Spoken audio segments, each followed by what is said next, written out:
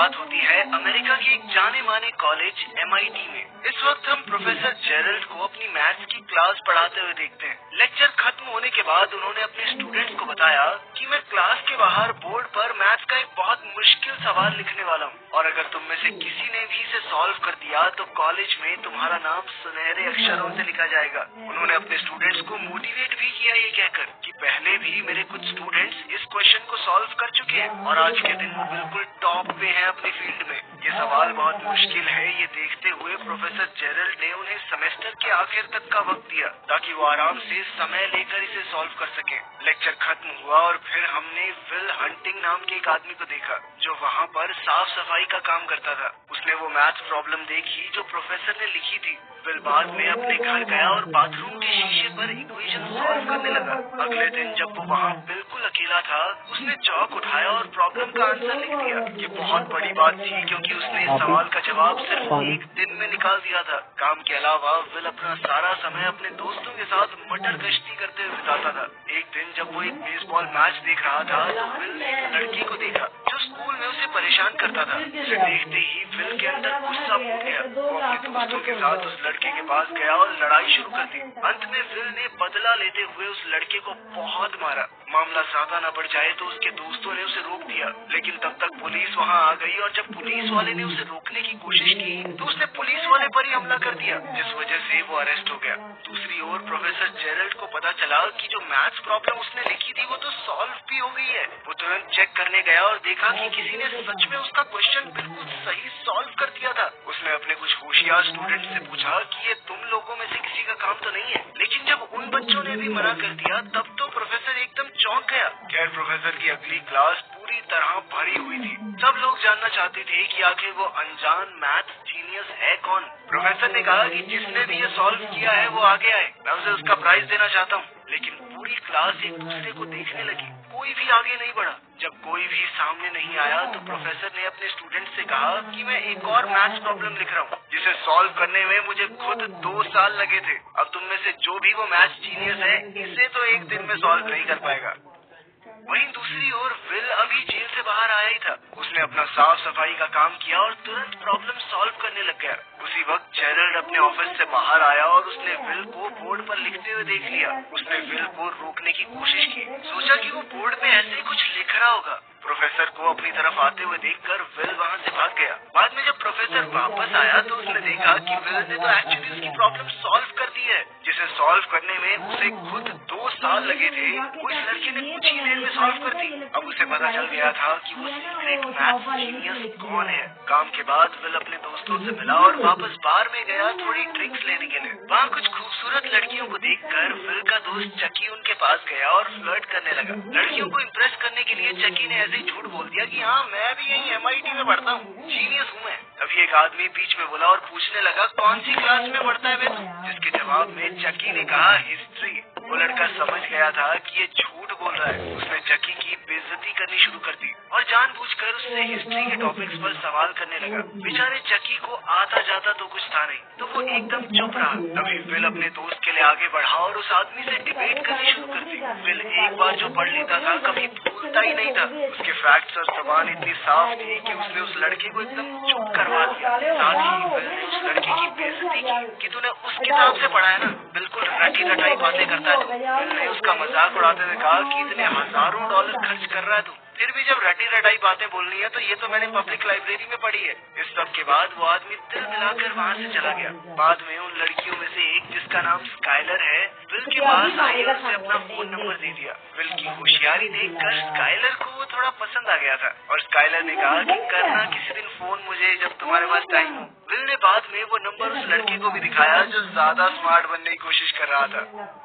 इस बीच professor Gerald उस सफाई करने वाले को ढूंढ रहे थे जिसने उनकी वो मुश्किल प्रॉब्लम इतनी आसानी से सॉल्व कर दी। थोड़ी पूछताछ के बाद उन्हें विल का कॉन्टैक्ट नंबर मिल गया, जिसके बाद वो सीधा विल की कोर्ट हियरिंग में पहुंच गया। उसके ऊपर एक पुलिस ऑफिसर पर हमला करने का केस लगा था। विल ने अपने आप को कोर्ट में बचाने की बहुत कोशिश की, लेकिन जज ने कहा कि तुम्हारे ऊपर पहले से चोरी और मारपीट के आरोप लगे हुए हैं। जज ने कहा कि अब मैं पुलिस से भी हाथापाई को नजरअंदाज नहीं कर सकता और आखिरकार जज ने उसे जेल में डाल दिया और अगर वो बेल लेना चाहता है तो $50,000 देने होंगे। यानी लगभग 44 लाख रुपए। इसी के साथ विल को जेल भेजा गया, लेकिन वहाँ उसकी मुलाकात प्रोफेसर जेरल्ड से हुई, जिसके पास उसके लिए एक डील थी। उसने विल से कहा कि मैंने जज से बात कर ली है और मैं तुम्हें छुड़वाने के लिए तैयार हूँ, लेकिन तुम्हें मेरी 2 शर्तें माननी होंगी। पहली शर्त ये थी कि विल प्रोफेसर जेरल्ड के साथ मैथ्स की क्लास लगाएगा और दूसरी शर्त ये थी कि उसे काउंसलिंग लेनी पड़ेगी। विल इस बात पर हंसने लगा, लेकिन वो जेल में भी नहीं रहना चाहता था। उसके पास कोई ऑप्शन था नहीं, इसीलिए उसने सारी शर्तें मान ली। जल्द ही उसने अपनी मैथ्स की क्लास प्रोफेसर जेरल्ड के साथ शुरू कर दी, जो विल के तेज दिमाग को देखकर एकदम हैरान रहे थे। अब दूसरी शर्त के हिसाब से उसे एक थेरेपिस्ट से काउंसलिंग लेनी होगी, लेकिन चाहे वो कितने भी थेरेपिस्ट के पास क्यों न चला जाए, विल खुद को उनके सामने खोलता नहीं था। ऊपर से उनका मजाक अलग से उड़ाने लगता। वो एक दिन पहले उन थेरेपिस्ट की लिखी हुई किताबें पढ़ लेता और अगले दिन जम के उनकी बेइज्जती करता। आखिरी ऑप्शन के तौर पर प्रोफेसर जेरल्ड ने अपने पुराने दोस्त शॉन मैकवायर से मदद मांगी, जो अब साइकोलॉजी पढ़ाता था। शॉन ने शुरुआत में तो कहा कि मेरे पास फालतू टाइम नहीं है इस सब के लिए, लेकिन जब जेरल्ड ने उसे समझाने की कोशिश की कि वो लड़का बहुत स्पेशल है, अगर सही रास्ते पर नहीं आया ना तो अपनी जिंदगी बर्बाद कर बैठेगा। ये सब सुनने के बाद शॉन आखिरकार मान गया और विल से मिला। जैसा कि उसने अपने पुराने थेरेपिस्ट के साथ किया था, विल ने शॉन की किताब भी पढ़ ली थी और अब वो उनके हिसाब से ही उसका मजाक उड़ाने लगा। लेकिन शॉन ने पेशेंस विल के साथ एकदम नॉर्मल बातचीत की, बिना उसकी जिंदगी के बारे में कुछ भी। विल की नजर एक पेंटिंग के ऊपर पड़ी जो शॉन ने खुद से पेंट की थी।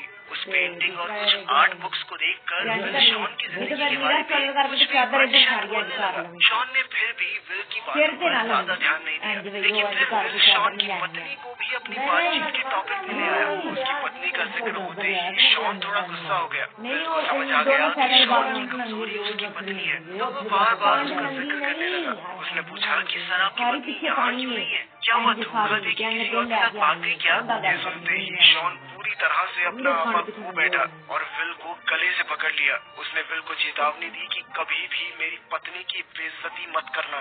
तभी विल ने शॉन से कहा कि सर टाइम खत्म हो गया है। शॉन ने उसे छोड़ दिया और विल बाहर चला गया, ये सोचकर कि उसने फिर से एक थेरेपिस्ट को तोड़ दिया है। शॉन का मूड देखकर प्रोफेसर जेरल्ड को लगा कि वो और सेशन करने के लिए नहीं मानेगा, लेकिन शॉन ने तो कहा कि हाँ मैं करूंगा इसकी काउंसलिंग, अगले हफ्ते से लगातार लेके आओ इसको मेरे पास।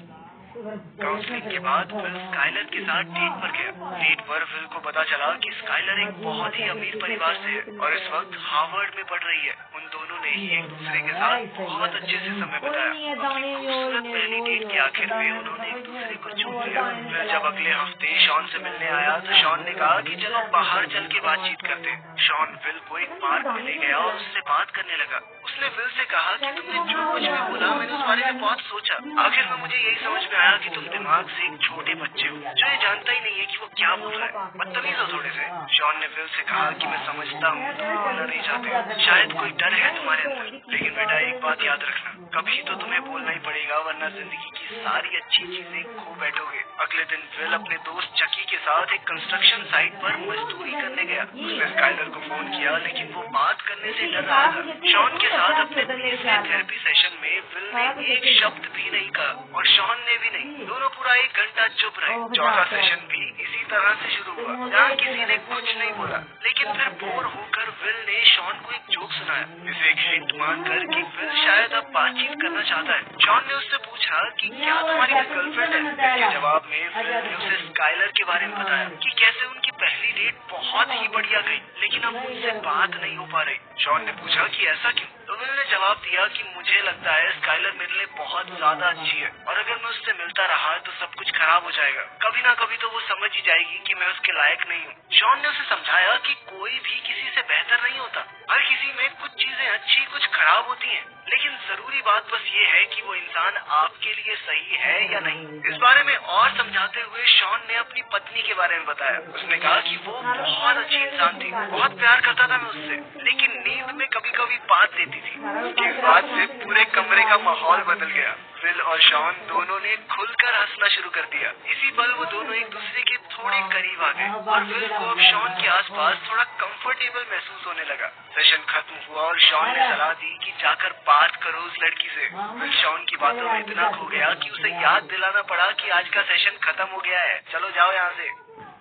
शॉन की बात मानकर विल स्काइलर के कॉलेज में गया और उसे दोबारा बाहर चलने के लिए कहा। स्काइलर ने कहा कि मैं तुम्हारे साथ बाहर जाना चाहती हूँ, लेकिन मुझे एक बहुत ही ज्यादा मुश्किल प्रॉब्लम सॉल्व करनी है जिसमें कई दिन भी लग सकते हैं। विल और इंतजार नहीं कर सकता था तो उसने कहा कि वो सवाल मुझे दिखाना। सवाल देखते ही उसने पलक झपकते ही आंसर एक नैपकिन के ऊपर लिख दिया। उसने कहा कि अब तो तुम्हारे पास कोई बहाना नहीं बचा, चलो मेरे साथ। उनकी दूसरी डेट के दौरान स्काइलर ने विल से उसके परिवार के बारे में पूछा और विल ने उसे झूठ कह दिया कि मेरे 12 भाई हैं। इस पर स्काइलर ने कहा कि अच्छा नाम बताइए जरा, और विल ने धड़ाधड़ 12 रैंडम नाम सीक्वेंस में बोल दिए। स्काइलर को थोड़ा शक हुआ कि ये झूठ बोल रहा है और उसने कहा कि एक बार नाम फिर से दोहराना जरा, लेकिन अपना विल जीनियस है, उसने दोबारा उन नामों को उसी सीक्वेंस में बोल दिया। खैर विल अपने अगले थेरेपी सेशन में शॉन से मिला और पूछा कि क्या तुम्हें कभी अपनी पत्नी से मिलने का पछतावा हुआ है, क्योंकि तुम्हारी पत्नी के मरने के बाद तो तुम बहुत ज्यादा अकेले हो गए होगे और इतना प्यार करते थे तो दुख भी ज्यादा हुआ होगा। अम्मा 2 मिनट चुप कर दे, मैं रिकॉर्डिंग कर रहा हूँ, तंग ना करो। कैसे वो अपनी पत्नी से मिला था।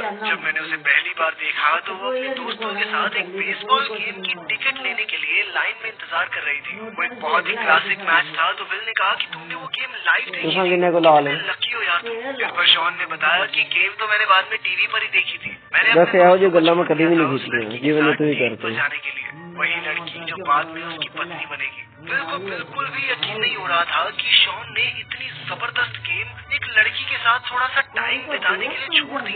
इस पर शॉन ने कहा कि मुझे कभी कोई पछतावा नहीं हुआ उससे मिलने का, चाहे वो मेरी जिंदगी में सिर्फ कुछ सालों के लिए ही थी, लेकिन वो साल सबसे खूबसूरत थे। खैर बाद में स्काइलर ने विल से कहा कि तुम मुझे अपने दोस्तों और परिवार वालों से क्यों नहीं मिलवाते। विल ने अभी भी उससे अपनी जिंदगी के बारे में झूठ बोल रखा था, लेकिन वो उसे अपने दोस्तों से मिलवाने के लिए तैयार हो गया। स्काइलर, विल और उसके दोस्त एक बार में मिले और स्काइलर को उनके दोस्त काफी पसंद आए। उन सभी ने एक दूसरे के साथ बहुत अच्छे से समय बिताया। तभी प्रोफेसर जेरल्ड शॉन से विल की प्रोग्रेस के बारे में पूछने आया। शॉन ने कहा कि विल धीरे धीरे खुलना शुरू हो गया है, लेकिन अभी थोड़ा और वक्त लगेगा उसे पूरा कंफर्टेबल करने में। प्रोफेसर जेरल्ड ने बताया कि मैं विल के लिए एकदम टॉप की नौकरी ढूंढूंगा। इंटरव्यू तो वो बहुत प्यार से क्रैक कर लेगा, बस उसकी ये दिमागी प्रॉब्लम ठीक हो जाए। उसे मैथ्स की फील्ड में अपना नाम बनाने से कोई नहीं रोक पाएगा।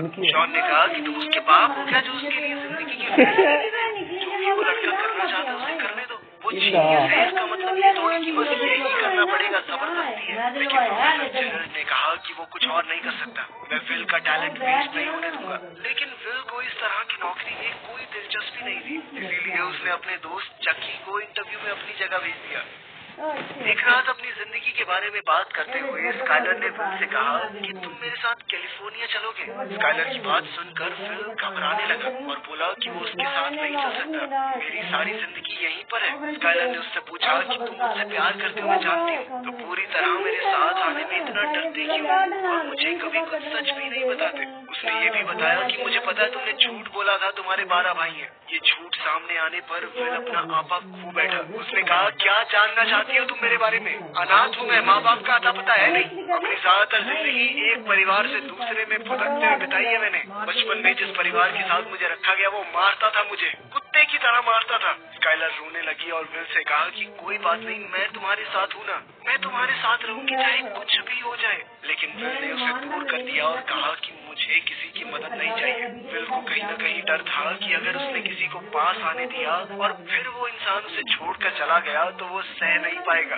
स्काइलर ने रोते हुए कहा कि मैं तुमसे बहुत प्यार करती हूँ, कभी तुम्हें छोड़कर नहीं जाऊंगी। लेकिन विल ने झूठ कह दिया कि मैं तुमसे प्यार नहीं करता और वहाँ से चला गया। स्काइलर को अपने कमरे में अकेला रोते हुए छोड़कर। प्रोफेसर जेरल्ड के बहुत कहने पर विल ने आखिरकार नौकरी के लिए हाँ कह दिया। विल इंटरव्यू देने गया तो लेकिन नौकरी लेने की कोशिश नहीं की। थेरेपी सेशन में शॉन ने उससे पूछा कि वो अपनी जिंदगी में सबसे ज्यादा किस पर भरोसा करता है। विल ने जवाब दिया मेरे दोस्त चक्की के ऊपर। शॉन ने कहा हाँ मैं मानता हूँ, तुम्हारा भाई जैसा दोस्त है, जान भी दे देगा तुम्हारे लिए, लेकिन दोस्तों के साथ जिंदगी तो नहीं बिताई जा सकती ना। फिर शॉन ने उससे पूछा, तो अपनी रोजी रोटी कैसे कमाओगे? इस पर विल ने कहा कि दिहाड़ी पीटूंगा, कंस्ट्रक्शन का काम बहुत अच्छे से आता है मुझे, सारी जिंदगी कर लूंगा, कमा लूंगा, खा लूंगा। इस पर शॉन ने विल से कहा कि तुमने सारी उम्र मजदूरी की है, तो वो तुम्हारा कंफर्ट जोन बन चुका है, उससे बाहर निकलने से डर रहे हो तुम, और यही डर तुम्हें एक बेहतरीन जिंदगी जीने से रोकेगा। शॉन ने उसे ये नहीं कहा कि जेरल्ड जो तुम्हें नौकरी लेने को कह रहा है वो कर लो, बल्कि उसने विल से पूछा कि तुम अपनी जिंदगी में क्या करना चाहते हो। इस पर विल ने मजाक में कहा कि मैं तो भेड़ बकरियां चराना चाहता हूँ। ये जानकर कि विल सीरियस नहीं है, शॉन ने उसे अपने ऑफिस से निकलने को कहा। उसने कहा कि मैं अपना वक्त बर्बाद नहीं करना चाहता, तुम्हारे पास फालतू टाइम होगा, मेरे पास नहीं है, अगर ईमानदारी से जवाब नहीं देना तो जाओ। इस पर विल गुस्सा हो गया और शॉन पर चिल्लाने लगा। शॉन ने फिर से पूछा कि वो अपनी जिंदगी में क्या करना चाहता है। विल दोबारा से चुप रहा, उसने जवाब नहीं दिया। शॉन ने उससे कहा, चला जाए हमसे, जा। स्काइलर के कैलिफोर्निया जाने से पहले विल ने उसे फोन करके अलविदा कहा। स्काइलर ने एक आखिरी बार कहा कि मैं तुमसे प्यार करती हूँ। विल मुस्कुराया, लेकिन अपने डर की वजह से जवाब नहीं दिया। उसे अभी भी लगता था कि आखिर में तो मेरा दिल टूटना ही है। अगले दिन चकी से बात करते हुए विल ने कहा कि मैं कोई नौकरी वोकरी नहीं लेने वाला, और अब तो स्काइलर भी चली गई, दोनों भाई यहीं पे कंस्ट्रक्शन का काम करेंगे, अड़ोस पड़ोस में रहेंगे आराम से। ये सुनकर चकी ने अपने दिल की बात कही। उसने विल से कहा कि देख, 10 साल बाद मैं तो यहीं मिलूंगा, लेकिन अगर तू 10 साल बाद यहाँ मिला ना तो मुझे बहुत दुख होगा। चकी ने कहा कि मेरा एक ही सपना है, सुबह जब मैं तुझे लेने तेरे घर जाता हूँ ना, मेरे दिल से हर रोज आवाज आती है कि काश आज ये साला यहाँ ना मिले, कुछ अच्छा कर रहा हूँ जिंदगी के साथ। दूसरी ओर प्रोफेसर जेरल्ड शॉन से लड़ रहा था कि आखिर वो विल को काम लेने के लिए मना क्यों नहीं पा रहा। शॉन ने कहा कि हमें विल को मजबूर नहीं करना कि अपनी जिंदगी के इतने बड़े बड़े फैसले ले, अभी उसे खुद ही नहीं पता वो क्या करना चाहता है। उसने समझाया कि विल को छोड़ दिए जाने का डर है, इसीलिए वो लोगों को अपने पास नहीं आने देता। जेरल्ड उसकी बात से सहमत नहीं था। उसने शॉन से सीधा कहा कि विल को अपनी जिंदगी बर्बाद करने मत दे, क्या अपनी तरह फेलियर बनाना चाहता है क्या उसे? इस पर शॉन ने जवाब दिया कि मैं कोई फेलियर नहीं हूँ, मैंने चुनी है ये जिंदगी, मुझे अच्छा लगता है, इतने में खुश हूँ मैं। तभी विल अंदर आया और उनकी बातचीत सुन ली। प्रोफेसर जेरल्ड कमरे से बाहर चला गया ताकि थेरेपी शुरू हो सके। शॉन के पास आज एक फाइल थी जिसमें विल के शरीर की तस्वीरें थी, जिसमें उसके फॉस्टर फादर की मार के निशान थे। विल ने पूछा कि क्या कभी तुमने किसी बच्चे को इस तरह बेरहमी से पिटा हुआ देखा है? इस पर शॉन ने बताया कि मेरे पिता शराबी थे, बचपन से शराब पीकर मुझे और मेरी माँ को मारते थे। शॉन की कहानी सुन के विल को अपने बचपन की याद आ गई। शॉन ने विल के सामने आकर कहा कि जो कुछ भी तुम्हारे साथ हुआ बेटा वो तुम्हारी गलती नहीं थी। विल ने हामी भरते हुए सर हिलाया, पर शॉन बार बार कहता रहा कि ये तुम्हारी गलती नहीं थी, नहीं थी बेटा, नहीं थी। आखिर में विल ने कहा मुझे पता है, पर शॉन फिर भी बार बार बोलता रहा तुम्हारी गलती नहीं थी, नहीं थी, मान लो इस बात को। ये सुनकर विल की आंखों में आंसू आ गए। उसने शॉन को धक्का दिया। शॉन ने फिर से कहा कि जो कुछ भी हुआ तुम्हारी गलती नहीं थी, और अब आखिर में विल टूट गया। उसने शॉन को गले लगा लिया और जोर जोर से रोने लगा। अब वो अपना बीता हुआ दर्द छोड़कर आगे बढ़ने के लिए तैयार था। उसने शॉन से कहा कि वो उन्हीं नौकरियों में से एक लेगा जो प्रोफेसर जेरल्ड ने उसके लिए तैयार की है। इसके साथ उसका आखिरी थेरेपी सेशन खत्म हुआ। विल ने शॉन से पूछा कि अगर बाद में कभी बातचीत करने का मन करे तो आ सकता हूँ, जिस पर शॉन ने कहा कि तुम्हारे लिए हमेशा दरवाजे खुले हैं। जिसके बाद विल ने शॉन को गले लगाकर अलविदा कहा। उसके 21वें जन्मदिन पर उसके दोस्तों ने मिलकर उसे एक गाड़ी दी थी। गाड़ी नई तो नहीं थी, पर विल बहुत खुश था इस गिफ्ट से, क्योंकि ये उसके सबसे अच्छे दोस्तों की तरफ से था। उधर प्रोफेसर जेरल्ड शॉन के पास गया और उसे फेलियर बुलाने के लिए माफी मांगी। वो दोनों पिछड़े दोस्त फिर से मिल गए और शॉन ने बताया कि वो वर्ल्ड टूर पर जा रहा है। इतने भी कम पैसे नहीं कमाता मैं, समझा। जब शॉन अपना सामान पैक कर रहा था, विल उसके घर के बाहर कार लेकर आया और उसे ट्रिप के लिए रेडी होते हुए देखा। विल घर के दरवाजे तक गया और शॉन के मेल बॉक्स में एक लेटर छोड़ दिया और फिर वहाँ से चला गया। इसी बीच चकी विल को काम पर ले जाने के लिए उसके घर गया। उसने दरवाजे पर नॉक किया, लेकिन कोई जवाब नहीं आया। उसने खिड़की से झांक कर देखा कि विल घर पर नहीं है। चकी मुस्कुराया और समझ गया कि विल को अपनी जिंदगी में क्या करना है उसने फैसला कर लिया है। शॉन को भी विल का छोड़ा हुआ लेटर मिल गया। लेटर में विल ने लिखा था कि वो नौकरी नहीं ले रहा, वो कैलिफोर्निया जा रहा है स्काइलर से मिलने। ये पढ़कर शॉन मुस्कुरा दिया और अंदर चला गया। चलो लड़की मिल गई, अब अपना जीनियस कुछ ना कुछ तो अच्छा कर ही ले।